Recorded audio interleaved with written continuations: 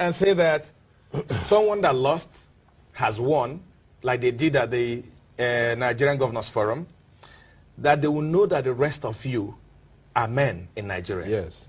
And if you remember, after Yes. the elections in 2011, yes, part of the insurgency that we have today, some people insinuated, insinuated that it was what Buhari had said about not letting anybody get away with rigging the elections and all that, that they may have also got people angry. Do you think that statements like this are good for the growth of our democracy? All right, I think they're very good because it serves as a warning. And I'll also put a question to you. Do you think, are these people planning to rig? I mean, has Nigeria got to a point that we can't even say that if you rig, there will be consequences? In other words, if you're planning to rig, we shouldn't even say so and tell you that it's wrong and that we will stand up to it. Is that where we've got to? Do you have facts that they're planning to rig? I'm putting the question to you. I never said they were planning to rig. What concerns me is the sentiment that you're not even allowed to come out and speak freely and say, listen, you mustn't rig. There mustn't be rigging. What we saw at the Nigerian Governors Forum election the other day was unprecedented in the annals of Nigerian history. I'm a historian. I follow the history of this country and many other countries, and I've been doing so for years. Okay? It is unprecedented. You had 35 men that went into a room, distinguished individuals, all of them, respectable people. And they did a vote. It was a secret ballot. Everything was straightforward. And it was filmed. One got 19. The other got 15.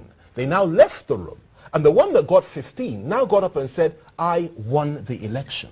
And the other gentleman did not win. The Rotimi Amechi did not win. That he won the election. Now, when you see things like that, that certainly doesn't encourage me or others to want to stay within this fold of people who will say by their own knowledge and vocabulary that 15 is actually higher than 19 in the numerical lexicon of humanity. It's extraordinary. It's extraordinary. Well, Femi, I wish we had a lot of time, and I will take the liberty to invite you to this program again. I'll be delighted. But let me ask you finally. Yeah. Why would you think that Nigerians will leave the government of Jonathan and the PDP and vote in 2015 for a party led by Buhari, Asiwaju, and the others? Why would you say that? Listen to me. What are your facts? Well, I don't, I never said Nigerians will go. I don't know what the mind of Nigerians are. All I know is that the level of discontentment for the present government and for the PDP in this country is unprecedented.